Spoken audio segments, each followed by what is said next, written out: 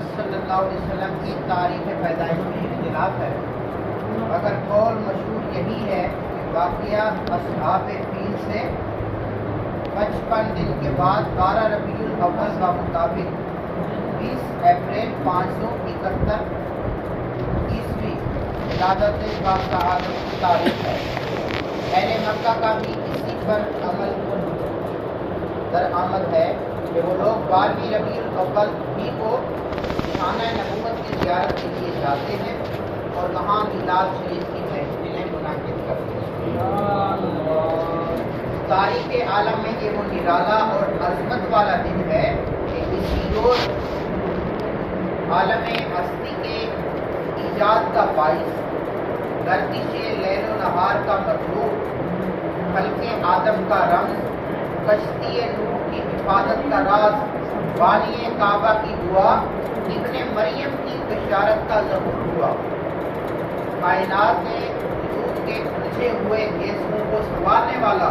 تمام جہان کے بگڑے نظاموں کو سدھارنے والا، یعنی وہ نبیوں میں رحمت لقب پانے والا، مرادیں غریبوں کی بر لانے والا، مصیبت میں غیروں کے کام آنے والا، وہ اپنے پرائے کا غم کھانے والا، فقیروں کا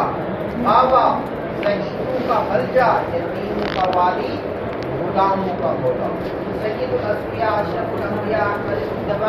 محمد مصطفیٰ صلی اللہ علیہ وسلم عالم وجود میں رونق افروز ہوئے اور پاکیزہ بدن ناف بریدہ ختنہ کیے ہوئے، خوشبو میں بسے ہوئے، بحالت سجدہ مکہ مکرمہ کی مقدس سرزمین میں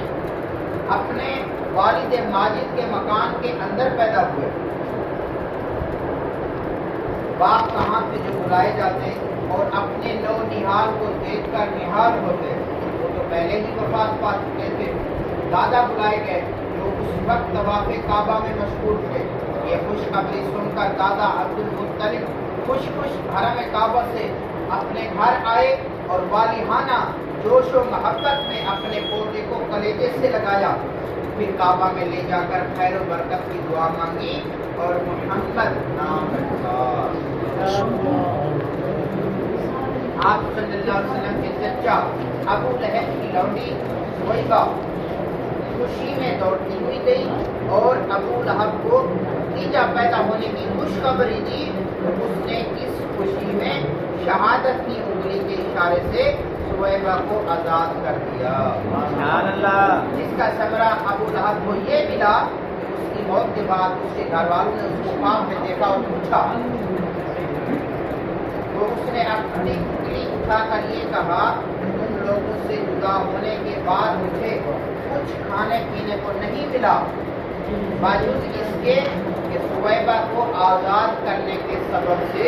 اس انگلی کے ذریعے کچھ پانی پلا دیا جاتا ہے، یعنی جس انگلی کے ذریعے اس نے پیارے آقا صلی اللہ علیہ وسلم کی ولادت کی خوشی میں اپنی انیس کو لونڈی کو آزاد کیا تھا۔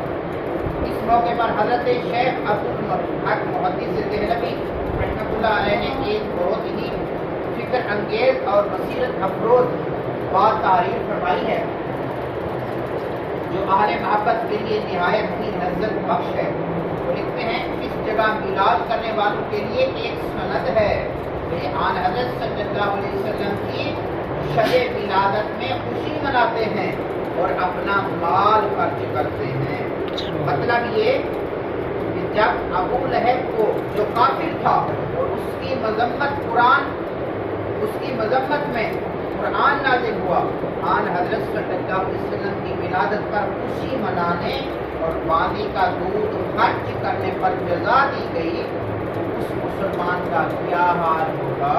جو آن حضرت صلی اللہ علیہ وسلم کی محبت میں سرشار ہو کر خوشی مناتا ہے اور اپنا مال خرچ کرتا ہے۔ اس مقدس مکان میں حضور اقدس صلی اللہ علیہ وسلم کی ولادت ہوئی۔ تاریخ اسلام میں اس مقام کا نام مولد النبی صلی اللہ علیہ وسلم یعنی نبی کی پیدائش کی جگہ ہے۔ یہ بہت ہی متبرک مقام ہے۔ سلاطین اسلام نے اس مبارک یادگار پر بہت ہی شاندار عمارت بنا دی تھی جہاں اہل حرمین شریفین اور تمام دنیا سے آنے والے مسلمان دن رات محفل میلاد شریف منعقد کرتے اور صلاۃ و سلام پڑھتے رہتے تھے۔ چنانچہ حضرت شاہ ولی اللہ صاحب محدث دہلوی رحمۃ اللہ علیہ نے اپنی کتاب کنوز الحرمین میں تحریر فرمایا ہے کہ میں ایک مرتبہ اس محفل میلاد شریف میں حاضر ہوا جو مکہ مکرمہ میں 12 ربیع الاول کو مولد النبی صلی اللہ علیہ وسلم میں منعقد ہوئی تھی۔ جس وقت ولادت کا ذکر پڑھا جا رہا تھا میں نے دیکھا کہ یک بار کی اس مجلس سے کچھ انوار بلند ہوئے۔ میں نے ان انوار پر غور کیا، معلوم ہوا کہ وہ رحمت الہی اور ان کے فرشتوں کے انوار تھے جو ایسی محفلوں میں حاضر ہوا کرتے ہیں۔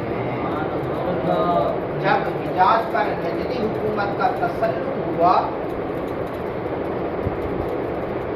تو جنت المعلا و جنت البقیع کے گنبدوں کے ساتھ ساتھ نجدی حکومت نے اس مقدس یادگار کو بھی توڑ پھوڑ کر مسمار کر دیا اور برسوں یہ مبارک مقام ویران پڑا رہا، مگر جب جون 1959 میں اس مرکز خیر و برکت کی زیارت کے لیے حاضر ہوا تو میں نے اس جگہ ایک چھوٹی سی بلڈنگ دیکھی جو مقفل تھی۔ بعض عربوں نے بتایا کہ آپ اس بلڈنگ میں ایک مختصر سی لائبریری اور ایک چھوٹا سا مکتب ہے، آپ اس جگہ نہ میلاد شریف ہو سکتا ہے نہ صلاۃ و سلام پڑھنے کی اجازت ہے۔ میں نے اپنے ساتھی کے ساتھ بلڈنگ سے کچھ دور کھڑے ہو کر چپکے صلاۃ و سلام پڑھا اور مجھ پر ایسی رکت طاری ہوئی کہ مجھ کے کچھ دیر تک روتا رہا۔ سب سے پہلے حضور صلی اللہ علیہ وسلم نے ابو لہب کی لوٹی حضرت صہیبہ کا دودھ نوش فرمایا، پھر اپنی والدہ ماجدہ حضرت آمنہ رضی اللہ تعالی عنہا کے دودھ سے سیراب ہوتے رہے، پھر حضرت حلیمہ سعدیہ رضی اللہ تعالی عنہا آپ کو اپنے ساتھ لے گئی اور اپنے قبیلے میں رکھ کر آپ کو دودھ پلاتی رہی اور انہی کے پاس آپ صلی اللہ علیہ وسلم کے دودھ پینے کا زمانہ گزرا۔ شرفائے عرب کی عادت تھی کہ وہ اپنے بچوں کو دودھ پلانے کے لیے گرد و نواح دیہاتوں میں بھیج دیتے تھے۔ دیہات کی صاف ستھری آب و ہوا میں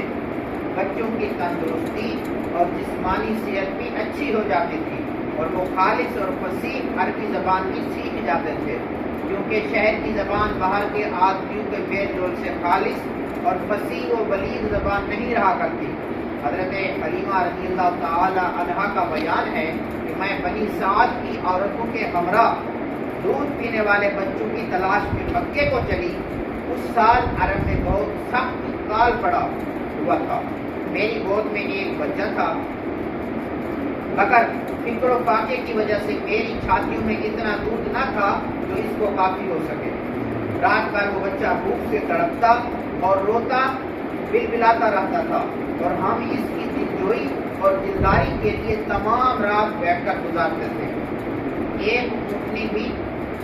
ہمارے پاس تھی مگر اس کے بھی دودھ نہ تھا۔ مکہ مکرمہ کے سفر میں جس خچر پر میں سوار تھی وہ بھی اس قدر لاغر تھا کہ قافلے والوں کے ساتھ نہ چل سکتا تھا۔ میرے ہمراہی بھی اس سے تنگ آ چکے تھے۔ بڑی بڑی مشکلوں سے یہ سفر طے ہوا۔ جب یہ قافلہ مکہ مکرمہ پہنچا تو جو عورت رسول اللہ صلی اللہ علیہ وسلم کو دیکھتی اور یہ سنتی کہ یہ یتیم ہے، کوئی عورت آپ کو لینے کے لیے تیار نہیں ہوتی تھی، کیونکہ بچے کے یتیم ہونے کے سبب سے زیادہ انعام و اکرام ملنے کی امید نہیں تھی۔ ادھر حضرت حلیمہ سعدیہ رضی اللہ تعالی عنہا کی قسمت کا ستارہ ثریا سے زیادہ بلند اور چاند سے زیادہ روشن تھا۔ ان کے دودھ کی کمی ان کے لیے رحمت کی زیادتی کا باعث بن گئی، کیونکہ دودھ کم دیکھ کر کسی نے ان کو اپنا بچہ دینا گوارا نہ کیا۔ حضرت حلیمہ سعدیہ رضی اللہ تعالی عنہا نے اپنے شوہر حارث بن عبد العزیز سے کہا کہ یہ تو اچھا نہیں معلوم ہوتا ہے معلوم ہوتا کہ میں خالی ہاتھ واپس جاؤں، اس سے تو بہتر یہی ہے کہ میں اس یتیم ہی کو لے چلوں۔ شوہر نے اس کو منظور کر لیا اور حضرت حلیمہ رضی اللہ تعالی عنہا اس در یتیم کو لے کر آئیں، جس سے صرف حضرت حلیمہ رضی اللہ تعالی عنہا اور حضرت آمنہ رضی اللہ تعالی عنہا ہی کے گھر میں نہیں بلکہ کائنات عالم کے مشرق و مغرب میں اجالا ہونے والا تھا۔ یہ خداوند قدوس کا فضل عظیم بھی تھا کہ حضرت حلیمہ رضی اللہ تعالیٰ عنہ کی سوئی ہوئی قسمت بیدار ہو گئی اور سرور کائنات صلی اللہ علیہ وسلم ان کی آغوش میں آ گئے۔ اپنے خیمے میں لا کر جب دودھ پلانے بیٹھی تو باران رحمت کی طرح برکات نبوت کا ظہور شروع ہو گیا۔ خدا کی شان دیکھیے کہ حضرت حلیمہ رضی اللہ تعالیٰ عنہ کے مبارک استان میں اس قدر دودھ اترا کہ رحمت عالم صلی اللہ علیہ وسلم نے بھی اور ان کے رضائی بھائی نے بھی خوب شکم سیر ہو کر دودھ پیا اور دونوں آرام سے